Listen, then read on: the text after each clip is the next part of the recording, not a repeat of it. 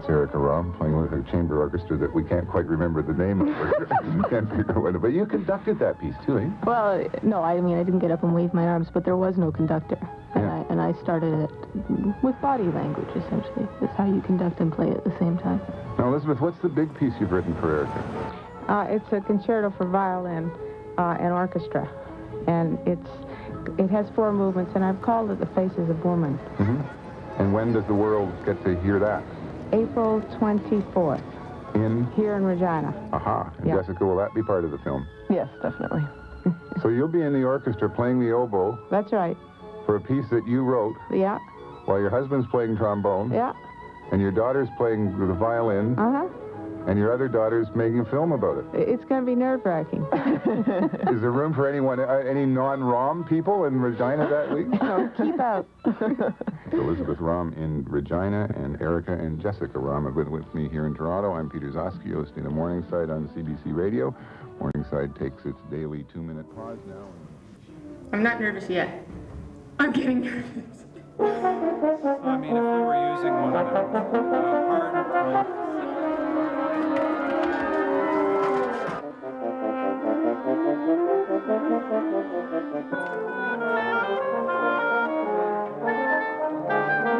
I'm really looking forward to this concert tonight, and I think it's fabulous to see this family working together. It's going to be a very exciting evening with Elizabeth's new work and her daughter doing the concerto. It's going to be really, really different. Very much so. We've been looking forward to it all year. Erika's back.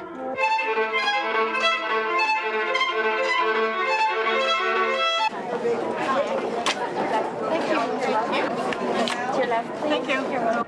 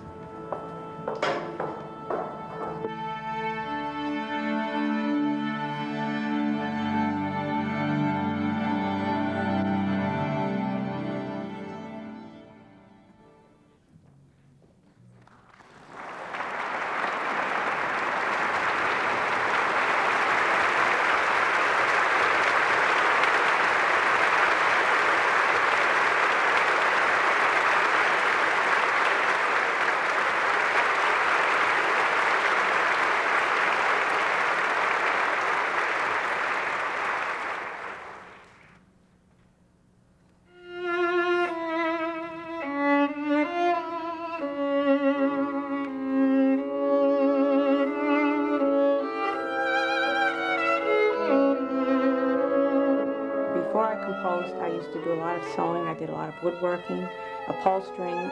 I love to make things. And when I started composing, that in effect is making something. You're putting sounds together to make a creation, to make something that you can listen to. And I think that's one of the main forces that keeps me composing.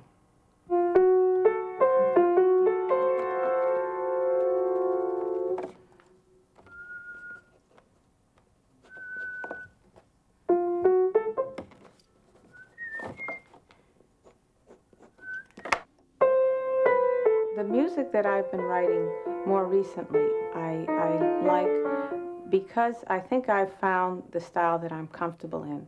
And I find it also pleases the audience. It's melodic, it has rhythm, it has emotion in it. I think if music doesn't have emotion in it, then it doesn't fulfill what music should provide.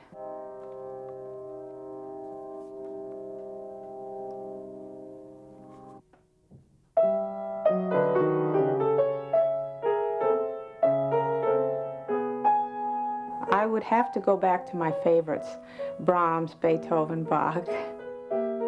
I think they influence me emotionally, in that when I listen to their music, I feel I'm so moved. If I come home and I'm tired and I'm depressed and I put on a Brahms symphony, I find that I have energy again. And that is what I want to produce in my music. I want people to listen to that, and I want it to cheer them up, to make them happy.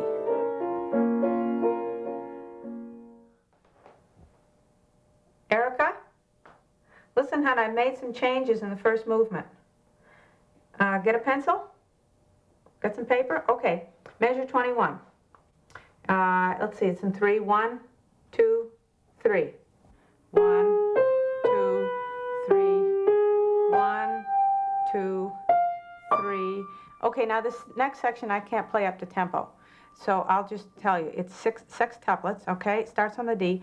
So it's 1, 2, 3, 4, 5, 6. That's the first beat. Okay, you got it?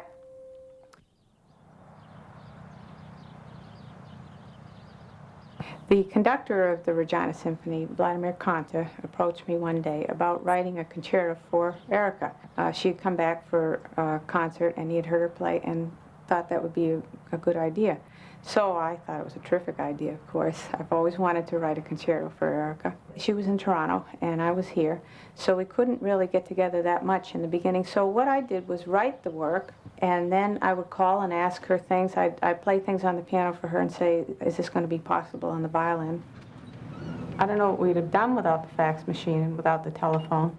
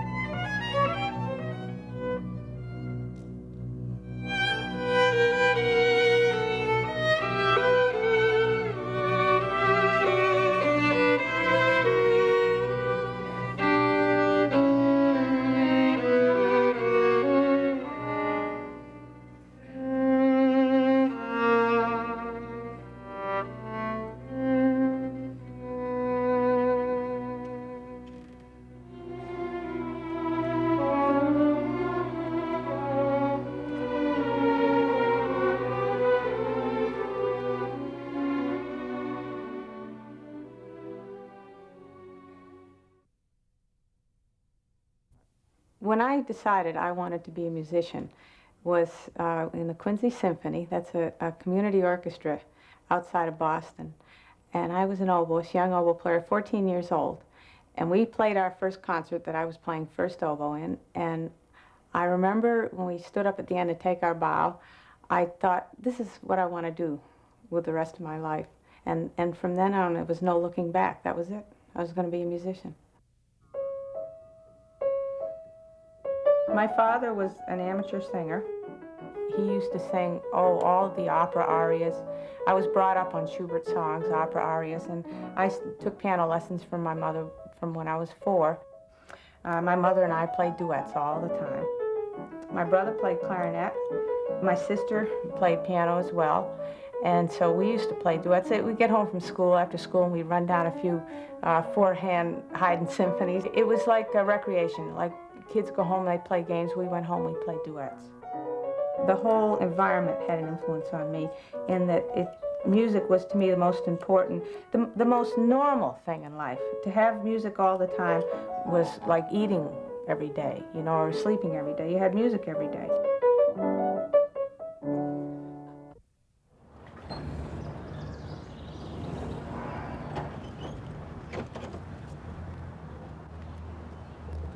I started with the Suzuki program when I was 3, which seems young, but it's not all that uncommon. when you start that, it only makes sense, you know. It's like my mother always told me that she wanted, the reason she started that early is because she wanted it to be as natural as speaking and walking and eating and all those things, picking up the violin and playing a tune, you know. Music in this household, I guess, was always central. My mother never told me not to steal. My mother never told me not to lie, and she never told me any of these things, any of the things that, you know, that parents are supposed to educate. She did say, it's wrong not to practice. That was wrong, that was sinful. My mother was not a stage mother whatsoever, not in the least, although she was always rooting for me. And, you know, this makes perfect sense. There's absolutely no point in getting angry with your child for not winning. And I would lose a lot in those days. I don't think it was any different to grow up in a musical family. At the time, you don't really think about what kind of family you're growing up in, so long as you're happy. What I know now is that I had a support system for what I was doing. There were both always people that I could go to, you know, after a lesson, or, you know, I have teachers, but I could always go home and play for them. I never had any doubts about being a musician. I guess I've been doing it a long time. I just never questioned it. It was never forced on me either. I think of it kind of like a farm, you know, it's like a family farm. You don't feel forced into taking over the farm, but for some reason it's just where you're the most comfortable, you know.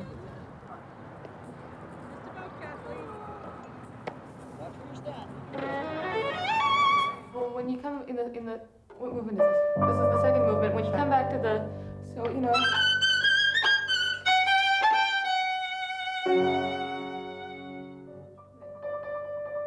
I think the piece is really working out well. I'm having a great time working with Erika. It's kind of nice to have someone that that you can work together, that will take the time to go through things with you. And after all, she has to. She's my daughter. But I go to my room. Huh? Yeah, that's right. Or you go to your room.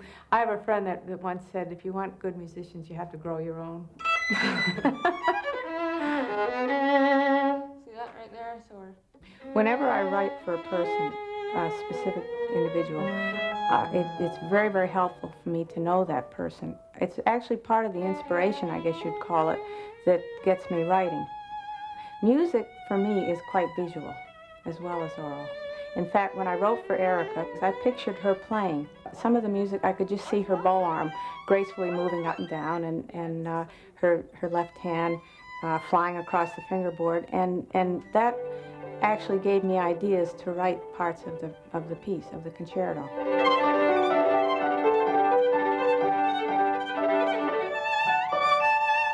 Give me a minute there. My notes. Oh yeah. Okay. 2, 3.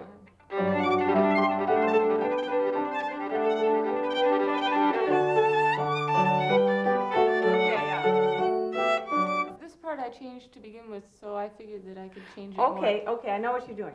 So, same place? All right. My feeling when I write a piece is that I turn it over to the performer, and then it's their creative process. I think performing is as creative a process as composing. Yeah, it certainly can be, and the thing is that performers can get really lulled into not making it a creative process. That's true, into practicing very uncreatively, and that's why this was a jolt. It was. It's like taking a crowbar to your imagination, because it's just, when you realize how many possibilities there are, you go, you know, oh my God, I can do anything. She can take the piece if she thinks she would prefer for the line to go a certain way. She can call me up and say, do you mind if I do this? And I can say, sure. She couldn't call Tchaikovsky up and say, do you mind if I change this?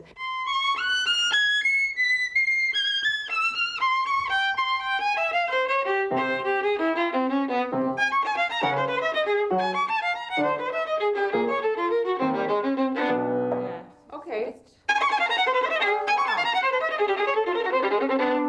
Gee, you go that fast, huh?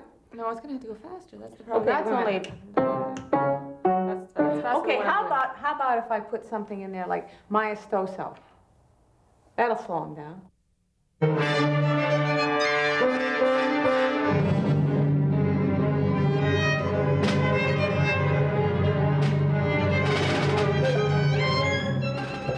think there's been any better school of orchestration than playing in the orchestra and hearing everything. I sit right there in the middle of it. I hear what the brass are doing in detail. I hear what the woodwinds are doing, what the strings are doing. I get a real feel for classical music form.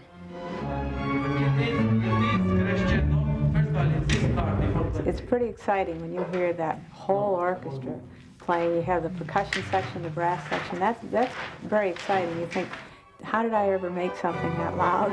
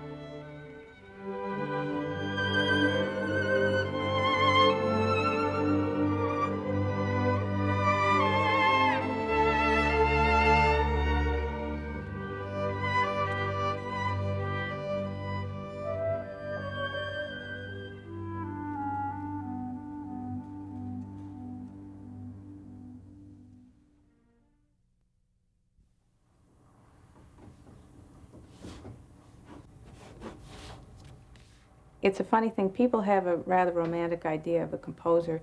The movie Amadeus came out, and they just have the idea that of a composer scribbling great symphonies on the back of a napkin, or Beethoven taking a walk in the countryside. It's like building a house. You know, you see the finished house, and all the wiring is in the walls. You don't see the wiring. You don't see the pipes. You didn't see any of the mistakes that were made. You didn't see them digging the basement. It's all there. And so you think it just happened.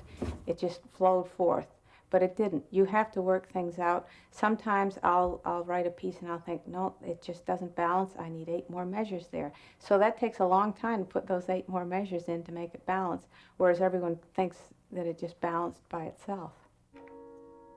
It is a very, very long process, and in many ways very tedious, because you can hear the whole thing. You can know what the whole violin section wants to do, but you've got to write every one of those notes. And that's hours and hours and hours. It took, for instance, for the violin concerto, it took the copyist a month of working around 4 hours a day to copy that. Well, if it took him a month just to copy, imagine how long it took to put those notes down for the first time, because you had to think of them.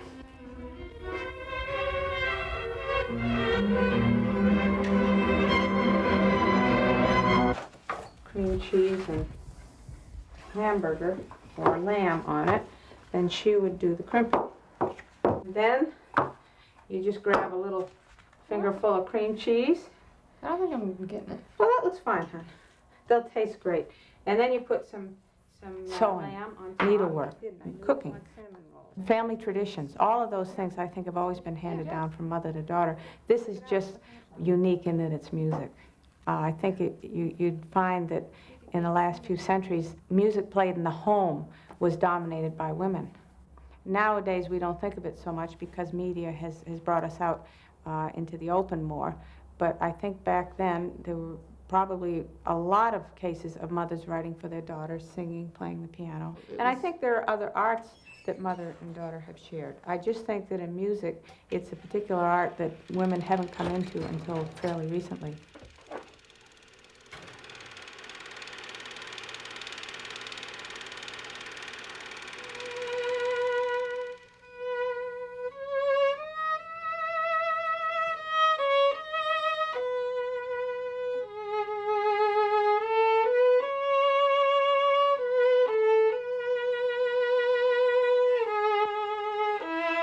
orchestra, one of the things that I think is very important is that you can't go on stage and play with strangers. And in Canada, this is more often than not the case, that you will know somebody in there.